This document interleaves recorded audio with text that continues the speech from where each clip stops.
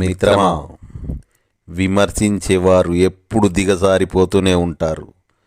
విశ్లేషించగలవారే వినయంతో ఎదుగుతారు. మిత్రమా,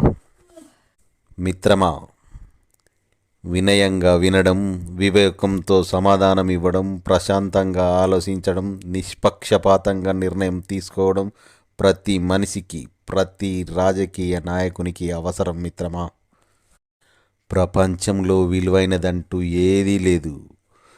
మన మనసుకు నచ్చిన వారి నుండి మనం పొందే ప్రేమ తప్ప.